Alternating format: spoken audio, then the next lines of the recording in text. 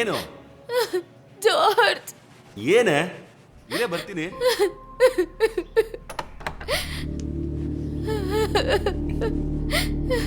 ಏನೇ ಏನಾಯ್ತು? ಯಾಕೆ ಅಳ್ತಾ ಇದ್ಯಾ? ಏನ್ ಸಮಸ್ಯೆ ಅಂತ ಹೇಳು. ಅಳದ್ ನಿಲ್ಸಿ, ಏನಂತ ಹೇಳ. ಅವನು ಯಾರು? ಸ್ಟೀಫನ್. ನಾನು ನಿನಗೆ ಹೇಳಿದ್ನಲ್ಲ, ಅವನ್ ನನಗ್ ಹೊಡೆದ್ಬಿಟ್ಟ? ಯಾಕೆ? ನಾನ್ ಮನೆಗ್ ಬರೋ ದಾರಿಲಿ ಅವನ್ ನನ್ನ ಫಾಲೋ ಮಾಡ್ಕೊಂಡ್ ಬಂದ. ಕಾರಿಗೆ ಹತ್ತು ಅಂತ ಹಿಂಸೆ ಕೊಟ್ಟ. ಆಗಲ್ಲ ಅಂತ ಹೇಳಿದಕ್ಕೆ ಬಲವಂತವಾಗಿ ಕೋರಿಸ್ಕೊಳಕ್ ನೋಡ್ದ. ಅವನಿಗೆ ಎಲ್ಲಿರ್ತಾನೆ?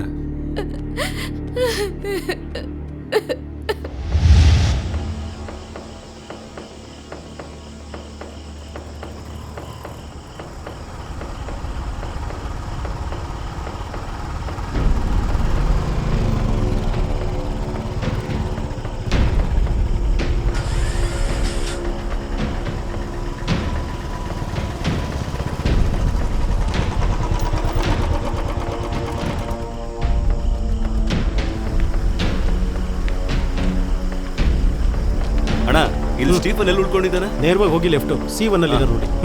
ಥ್ಯಾಂಕ್ಸ್ ಅಣ್ಣ.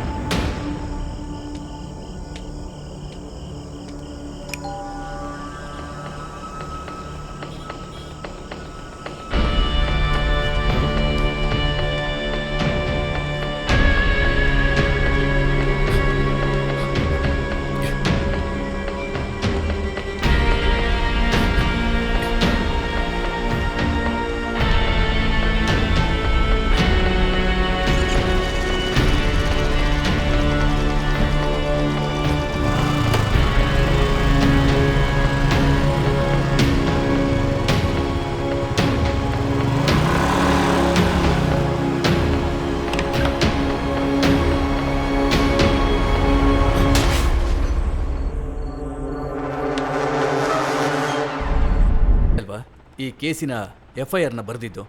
Yes sir. That may be marked as exhibit people. That's all your honour.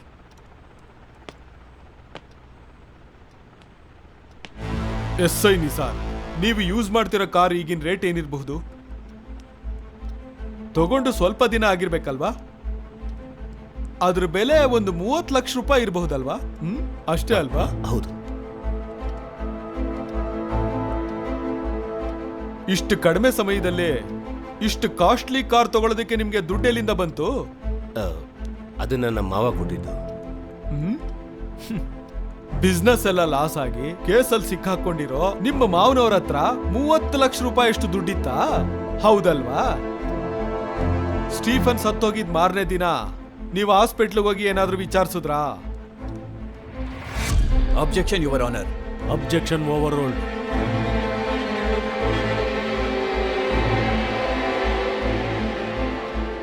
ಹೇಳಿ ಮಿಸ್ಟರ್ ನಿಸಾರ್, ನಿಮ್ಮ ರಿಲೇಟಿವ್ನ ಇಲ್ಲ ಫ್ರೆಂಡ್ನ ನೀವಲ್ಲಿ ನೋಡಕ್ ಹೋಗಿದ್ದು?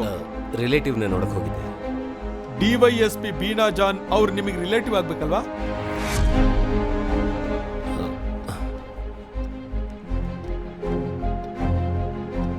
ನೀವವತ್ತು ನೋಡಕ್ ಹೋಗಿದ್ದು DYSP ಬೀನಾ ಜಾನ್ ಅವ್ರ ಮಗಳು ರೀನಾ ಅಲ್ವಾ? ಯಾಕೆ ಅವ್ರನ್ನ ನೋಡಕ್ ಹೋಗಿದ್ದು? ಮೇಡಮ್ ಅವ್ರ ಮಗಳ ಕೈಗೆ ಫ್ರಾಕ್ಚರ್ ಆಗಿ ಆ ಹಾಸ್ಪಿಟಲ್ ಅಲ್ಲಿ ಅಡ್ಮಿಟ್ ಆಗಿದ್ರು. ಸುಪೀರಿಯರ್ ಆಫೀಸರ್ ಆಗಿರೋ ಅವ್ರ ಹತ್ರ ಸಬಾರ್ಡಿನೇಟ್ ಆಗಿರೋ ನೀವು ಇಷ್ಟೊಂದು ಕ್ಲೋಸ್ ಆಗಿದ್ರಾ? ನಾನು ಕೆಲ್ಸದ ಮೇಲೆ ಹಾಸ್ಪಿಟಲ್ಗೆ ಹೋದಾಗ ಮೇಡಮ್ ಅವ್ರ ಮಗಳು ಅಡ್ಮಿಟ್ ಆಗಿರೋದು ಗೊತ್ತಾಯ್ತು ನನಗೆ. ಅದಕ್ಕೆ ಹೋಗಿದ್ದೆ ಅಷ್ಟೇ. That's all your honour.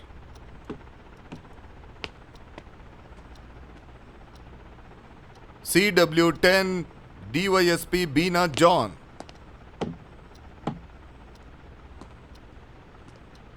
ನೀವು ತಾನೇ ಈ ಕೇಸ್ ಇನ್ವೆಸ್ಟಿಗೇಷನ್ ಹೆಡ್ ಆಗಿದ್ದು ಆಕ್ಚುಲಿ?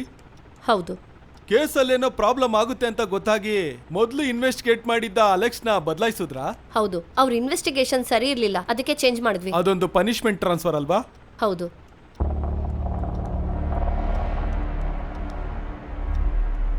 ನಿಮ್ ಮಗಳು ಡಿಗ್ರಿ ಓದ್ತಾ ಇದಾರೆ, ಹೌದಲ್ವಾ? Objection your honour. ಈ ಕೇಸಿಗೂ ಇವ್ರ ಪ್ರಶ್ನೆಗೂ ಏನ್ ಸಂಬಂಧ ಇದೆ? ಅವಶ್ಯಕತೆ ಇಲ್ಲದ ಪ್ರಶ್ನೆಗಳನ್ನ ನಮ್ಮ ಲಾಯರ್ ಸಾಹೇಬರು ಕೇಳ್ತಾ ಇದ್ದಾರೆ. ಇದನ್ನ ಅಲೋ ಮಾಡಬಾರ್ದು your honour. Objection overruled. ಹೇಳಿ. ಹೌದು. ನಿಮ್ ಮಗಳು ಸ್ಟೀಫನ್ ಫ್ರೆಂಡ್ಸ್ ಹೌದಲ್ವಾ?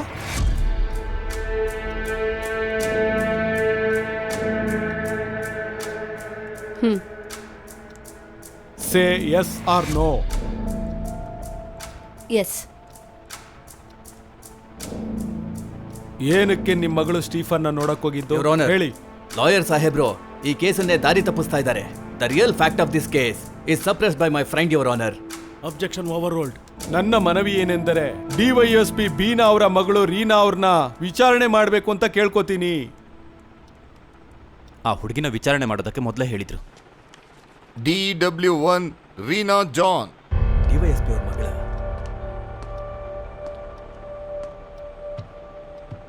ರೀನಾ ಡಿಗ್ರಿ ಯಾವ ವರ್ಷ ಓದ್ತಾ ಇದ್ದೀರಾ? ನಾನೀಗ ಫೈನಲ್ ಇಯರ್. ಸೋಷಿಯಲ್ ಮೀಡಿಯಾದಲ್ಲಿ ಆಕ್ಟಿವ್ ಆಗಿದ್ದೀರಲ್ವಾ? ಕೊಲೆ ಆದ ಸ್ಟೀಫನ್ ನಿಮ್ಗೆ ಹೇಗೆ ಗೊತ್ತು?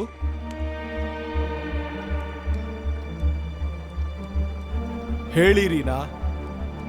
ಅದು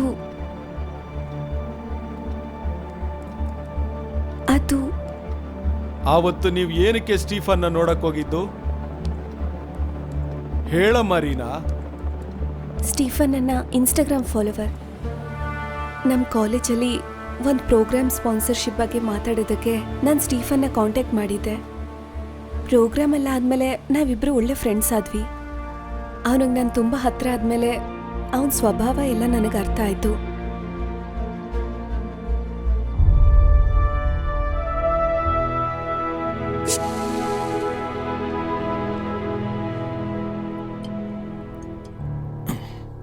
ತಗೋ ಕುಡಿ.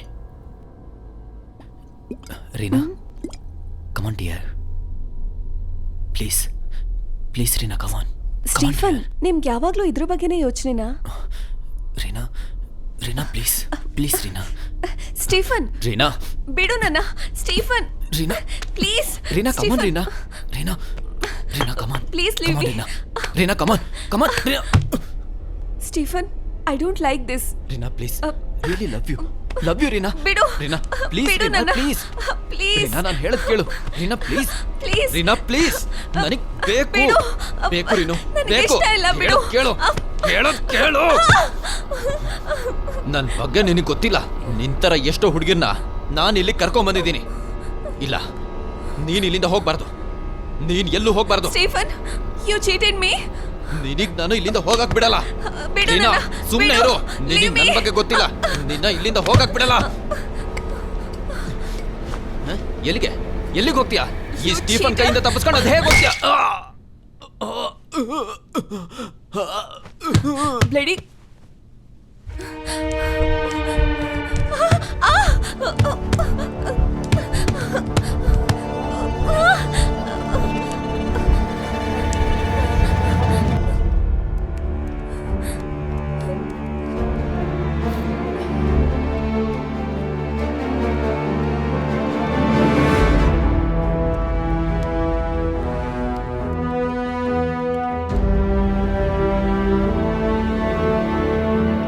I am filing 311 CRPC petition to re-examine the surgeon. CW8 Dr. Shaji. ನಿಮ್ ರಿಪೋರ್ಟ್ ಅಲ್ಲಿ ತಲೆ ಬಲಭಾಗಕ್ಕೆ ಏಟ್ ಬಿದ್ದಿರೋದಕ್ಕೆ ಸತ್ತೋಗಿದಾರಂತ ನಿಮ್ ಪೋಸ್ಟ್ ಮಾರ್ಟಮ್ ರಿಪೋರ್ಟ್ ಅಲ್ಲಿ ಬರ್ದಿದ್ದೀರಲ್ವಾ? ಅದು ಬಿಯರ್ ಬಾಟ್ಲಲ್ಲಿ ಹೊಡೆದಿದ್ದಿಂದ ಆಗಿದ ಏಟಾ ಏನು? ಇಲ್ಲ, ಬಿಯರ್ ಬಾಟ್ಲಿಂದ ಹೊಡೆದಿರೋದಕ್ಕೆ ಸತ್ತಿದ್ದಾರೆ ಅಂತ ಅನಿಸ್ತಾ ಇಲ್ಲ. ಅದು ಅಲ್ಲದೆ ಬೇರೆ ಯಾವುದಾದ್ರೂ ವಸ್ತುವಿಂದ ತಲೆಗೆ ಸ್ಟ್ರಾಂಗ್ ಆಗಿ ಹೊಡೆದಿರ್ಬೋದು. ಇಲ್ಲ ಅಂದ್ರೆ ಆ ವ್ಯಕ್ತಿ ಕೆಳಗಡೆ ಬಿದ್ದಿದ್ರಿಂದ ಜೋರಾಗಿ ಏಟ್ ಬಿದ್ದು ಸತ್ತಿರ್ಬೋದು. ಯುವರ್ ಆನರ್, ಡಿವೈಎಸ್ಪಿ ನೇರವಾಗಿ ಒಳಗ್ ಬಂದಿದ್ರಿಂದ ಈ ಕೇಸ್ನ ತಿರ್ಚೋದಕ್ಕೆ ಅವ್ರ ಮಗಳನ್ನ ಇದರಿಂದ ಕಾಪಾಡೋದಕ್ಕೋಸ್ಕರ ಜಾರ್ಜ್ನ ಬಲಿಪಶು ಮಾಡೋದಕ್ಕೆ ಹೊರಟಿದ್ದಾರೆ. ರೀನಾ ಸ್ಟೀಫನ್ನ ಹೊಡೆದಿದ್ದು ಕೊಲ್ಲಬೇಕು ಅನ್ನೋ ಉದ್ದೇಶದಿಂದಲ್ಲ, ತಪ್ಪಿಸ್ಕೊಂಡು ಓಡೋಗೋದಕ್ಕೆ. ಸ್ಟೀಫನ್ ತರದವರು ಸೋಷಿಯಲ್ ಮೀಡಿಯಾದ ಮೂಲಕ ಹುಡುಗಿರ್ ಜೊತೆ ಮಾತಾಡಿ ಅವ್ರ ಜೀವನದ ಜೊತೆ ಚೆಲ್ಲಾಟ ಆಡೋದೇ ಇವತ್ತಿನ ಕಲ್ಚರ್ ಆಗೋಗ್ಬಿಟ್ಟಿದೆ. ಜಾರ್ಜ್ ರೆಸಾರ್ಟಿಗೆ ಪ್ರವೇಶ ಮಾಡಿದಾಗ ಸ್ಟೀಫನ್ನ ಹೊಡಿಬೇಕು ಇಲ್ಲ ಕೊಲ್ಬೇಕು ಅನ್ನೋ ಯಾವ ಉದ್ದೇಶನೂ ಅವ್ರಿಗಿರ್ಲಿಲ್ಲ. ನಿರಪರಾಧಿ ಆಗಿರೋ ಜಾರ್ಜ್ ಅಲ್ಲಿಗೆ ಹೋಗೋಕ್ ಮುಂಚೆನೆ ಸ್ಟೀಫನ್ ಅವರು ಸತ್ತೋಗಿರ್ಬೇಕು. ಅದು ಅಲ್ದೇನೆ ಅವ್ರಿಗೆ ಮತ್ತೆ ಜಾಸ್ತಿ ಆಗಿ ಕೆಳಗ್ ಬಿದ್ದು ಸತ್ತೋಗಿರೋ ಅವಕಾಶ ಇರ್ಬೋದು. ಆದ್ರಿಂದ ನಿರಪರಾಧಿ ಆಗಿರೋ ನನ್ನ ಕಕ್ಷಿದಾರನ್ನ ಈ ಕೇಸಿಂದ ಬಿಡುಗಡೆ ಮಾಡಬೇಕು ಅಂತ ಕೋರ್ಟ್ನಲ್ಲಿ ಮನವಿ ಮಾಡ್ಕೊಳ್ತೀನಿ.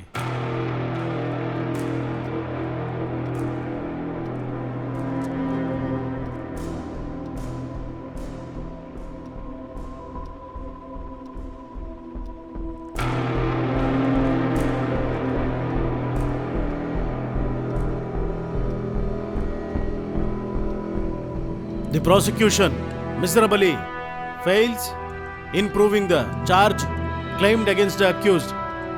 In the result, I hereby acquit the accused of the offense under section 302 offense.